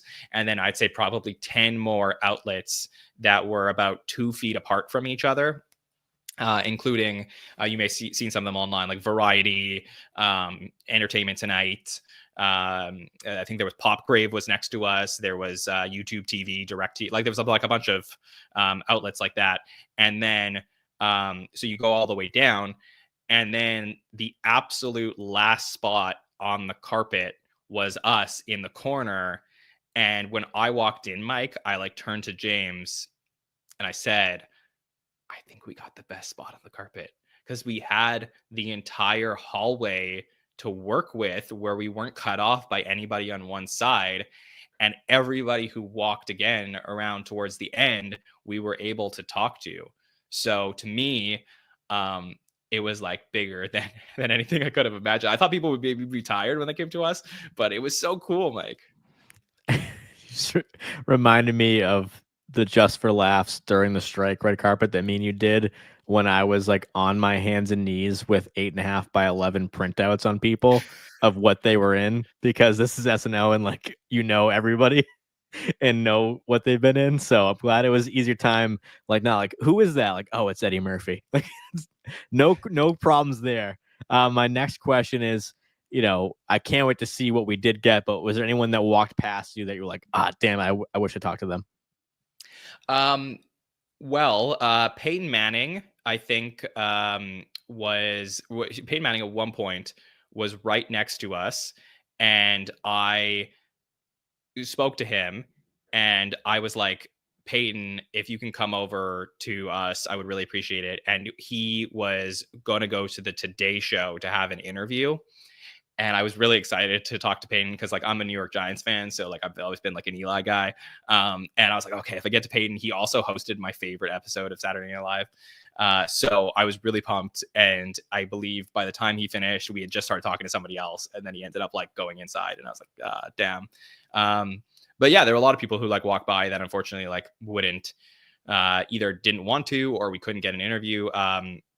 Like, some of the big stars, like Eddie, Will Ferrell, Kristen Wiig, Maya, Kate, they were all being like walked in by NBC PRs, like, and they were not doing interviews after like they spoke to the Today Show or something like that. But others, like, I tried to grab that I couldn't have too long with, and I'm not complaining about anything, but just like they wouldn't come over. Was like Larry David, I was like hoping to speak to. He was like right there, and he was like sort of like, yeah, he was like, they kept walking. But try to think if there was anyone else like super significant. At one point, Keenan was like near us, and I was sort of like, oh, I obviously like would love to talk to Keenan. I mean, I met him before, but I was like, oh, I'd love to like interview Keenan. And then I think Tom Hanks was like right next to us, and we had to make like a very quick decision of, are we going to try and interview Tom Hanks, or are we going to interview Kenan Thompson, which is the most ridiculous situation to ever be in, like literally like swimming in gold, of being like, what the heck is happening right now? And we made the decision to like, okay, I don't know if I'm ever going to get to speak to Tom Hanks again. Kenan, we hopefully will get to speak to one day. So like it ended up being so crazy at a certain point. Like, it started off slow, but ended up being so crazy that we had to make like some tough calls. So Kenan got bumped.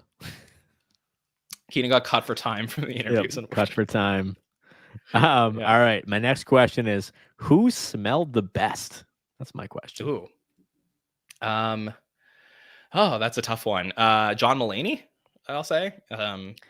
Yeah, I mean, you guys look pretty cozy in the photo, so probably get a good whiff. Yeah, he's a nice guy. It was really cool when a lot of people like came over and like knew who we were. But he looked at us and he was like, there's a Saturday, I can't even do the Mulaney voice. He was like, there's a Saturday Night Network. He's like, what the hell is that? I like tried to explain it to him really quickly. And he was like, oh, that didn't exist when I was at the show. Because actually that goes to my next question. And by the way, these are just off the cuff. So I just want to know who smelled the best. Was what was the best interaction that was, SNN validating? Like, we've talked to people, me and you, who watch By the Numbers, who watch roundtables, and that's amazing. They follow it. That's great. But we have a bigger sample size of people from the history of the show. I don't expect them. I mean, I would love if Tom Hanks tunes in, but I don't expect that to happen. So what was the coolest moment of like, hey, I'm here with a microphone in my tux. My name's Jon Schneider from Montreal. Someone knows my podcast. I'd say there were two things. One is the current cast, many of whom we have spoken to on the show, and like we were really grateful for those opportunities. But a lot of them, I'm like, I never know, because now our job is to analyze them in full. And I never know, like, if we're going to say the wrong thing. I care about the listeners more than anything else. So for me, like, I'm always trying to keep it real. But at the same time, like, I think it's important for our show to maintain good relationships with the current cast. So like a really nice, pleasant surprise was like current cast members, like knowing who we were, coming over, saying, we're like so happy you guys are here. That was really nice.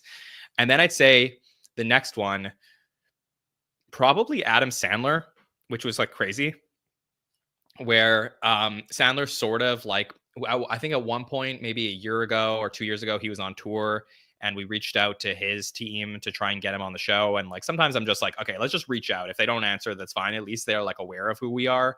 And if we ever like come back and have this conversation in the future. And that sort of came full circle with the interview, where I was like, hey, we reached out to your team, Saturday Night Network. And he was like, oh yeah. And like, I never know, like, if he's just trying to be nice or not. But we did a really fun couple minutes with Sandler. And then after the interview, when we stopped recording, he turned to me and he's like, I spoke to a lot of people here tonight. He's like, this was my favorite interview that I did. And I was like, thank you. He's like, you guys are doing a great job. Keep it up. Keep like doing your thing. And I was like, this is really cool. So that was awesome. The Sandman. Unbelievable. I mean, that's the craziest thing. That'll never get old to John and I. I can speak for him as well. Is we get really in the weeds with the production of these shows. There's a lot of texting. There's a lot of, how do we word this? Who should we put on this thing? What should the font be? Should I do the screen time for this? Does this count as a canonical appearance? There's so much detail, and this is not a brag. It's more of like this is more of a, you should pity us a little bit, because it is very much nerdy shit, and we own it and we love it. So it is very fun for us. With that being said, when you know that it reaches people like you in the chat and the patrons, that's the best thing for us, because we want to keep going. When it reaches the cast and the alumni and other people, we know that we have something to keep doing as well. So those two things for me are huge. If there was no listeners, we wouldn't do it. And having the outside people talk about it means that, all right, take a deep breath, John and Mike and James and everybody, Ellis, everybody behind the scenes, because it is being reached outside of our bubble, because we love talking to you anyway. So we're going to keep doing it. So was kind of my last question, but I guess I could wrap up. If I could just jump in on a couple things. Yeah, please go ahead. Before you wrap. I want to shout out James also, who you will hear from when we release the interviews and do some wraparounds. But James, if you guys don't know, maybe you've seen him on the Everything You Need to Know series. That's, more his focus on, he does interviews and that. And he's been an SNL fan longer than most people. I've often said, I think he's like the biggest fan of SNL in the world. He is. And yeah, he probably is. And he's been like so integral to the growth of the network, and to be there with him.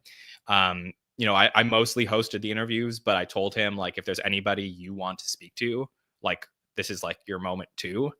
And I was really, really excited for him that he got to interview Chevy, Lorraine, Alan Zweibel, Terry Sweeney, like a lot of people he's communicated with over the years, and like and meant a lot to him too. So like that was really cool. So I just want to shout out James, and I'm sure we'll talk more about that when we release the interviews.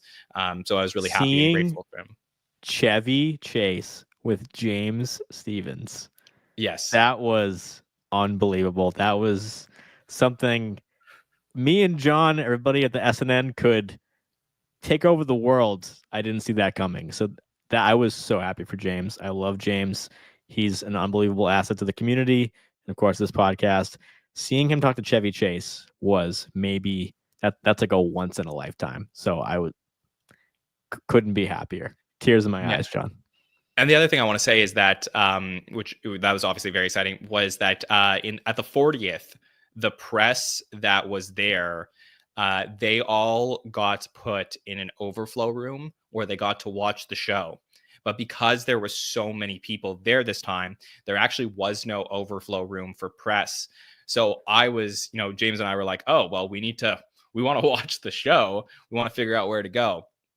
So we ended up renting a floor at a bar where we had a bunch of the podcasters that you've seen on the shows. Anyone who was like local, we invited. We had a couple patrons there. I think I saw Eric in the chat. Eric was there, and it was great to see him and some other listeners. Like we got a good crew that was there, and we just finished the interviews.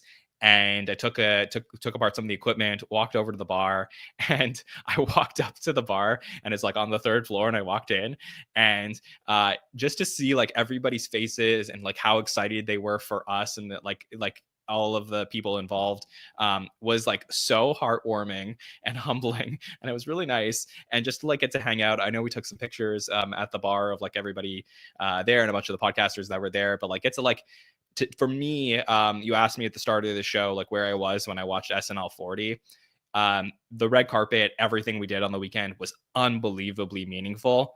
Getting to watch the 50th with all of these new friends, with people from around the world, like there was other people from other cities that were there, sitting there, like all watching the show together, was like just a little bit of a fragment of like what it means to have like a communal experience when it comes to watching Saturday Night Live.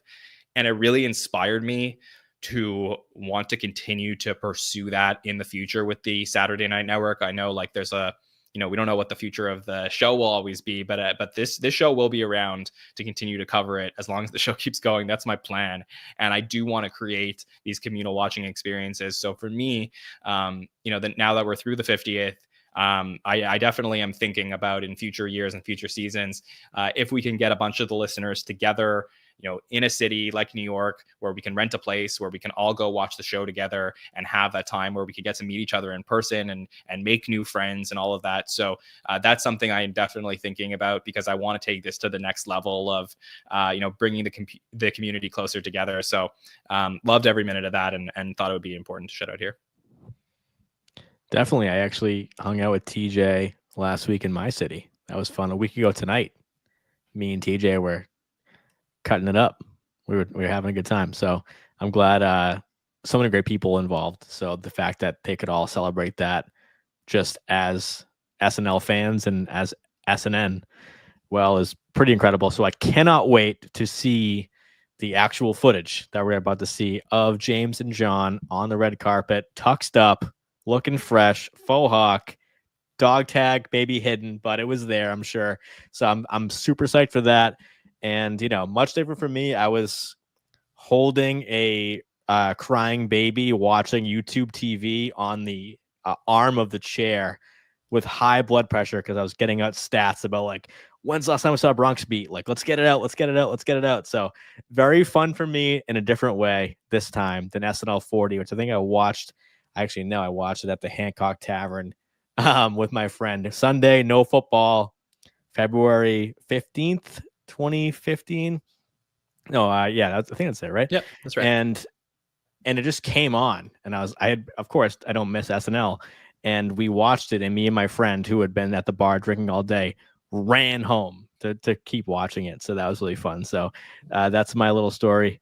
But this has been absolute, just incredible 5 years of podcasting, SNL by the Numbers, every week after a live show. We do have 2 coming up. March 1st, we have Shane Gillis back with Tate McRae, and March 8th, my birthday, daylight savings time. Move those clocks at the after party. It's gonna be a quicker after party. So sorry, Lady Gaga, but that's on. That's the week after. And so John, final takes before we say goodnight on SNL of the future. Yeah, I mean, I always say this, but I just want to thank you as well. We always connected over stats. So for me, like the idea that like somebody else was interested in the show the way that I watch it was really, really cool. And when we first did the first SNL stats by the number show we ever did was after the first run of 6 shows in season 46. And if I was to go back to listen to it, I would bet there was some discussion or some line about something to do with SNL50, the anniversary special. So to be here with you, to be with you here tonight, Mike, means a lot to me personally. I'm really grateful for everything that you bring to the network. And if maybe you watch the Hot Take Show and the Roundtable, and I know we do put out a lot of content in a week, but maybe you haven't always checked out by the numbers. Mike works very hard to make this a very entertaining show every single Wednesday night after a new episode. And I really encourage you to check it out because you will learn a lot about every episode of SNL from watching by the numbers. So thank you again, Mike, for having me here tonight. Absolutely. No one I'd rather be with after SNL50 than Jon Schneider. Love you, buddy. Love the stats. Love the listeners. If you have any takes on the upcoming shows, save them for later. Save them for the patron show. But we'll be back. So I'm going to, quick plug. So we'll be back Wednesday night. We do by the numbers, 8 p.m. Eastern, where we will be back covering the current cast and everyone who appears in those shows. The data is out of this world. This has been my favorite season of SNL from a numbers perspective because it's been very interesting. It's been very sport-like. We've talked about for years that it is like a sport backstage, what's getting on air and who's rising and falling. So all that stuff is always fun.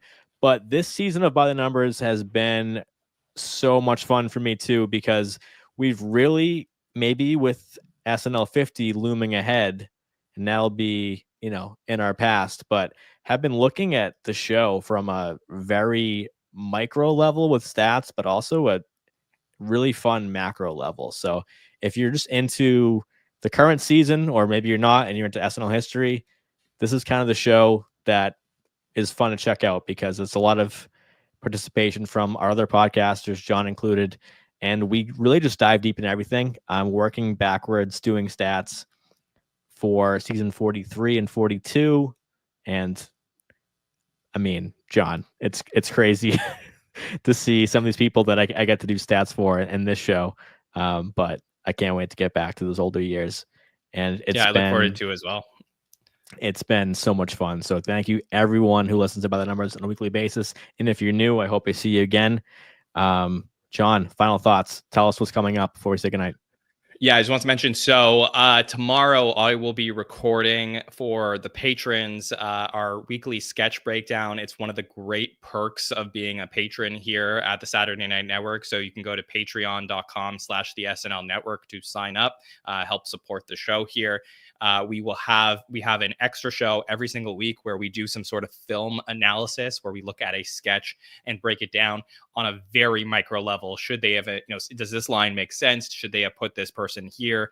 We're going to try that again for the SNL50 special. So there's a poll up right now that the listeners have voted on, and it's going to close tonight, where you guys have decided which sketch we're going to be talking about. So I will have that up, as well as a full recap of everything that went on throughout the weekend, the people that I got to speak to at the concert on Friday, and everyone I talked to, sort of give some more behind the scenes with that. And I'll talk about that behind the paywall a little bit. So that'll be fun.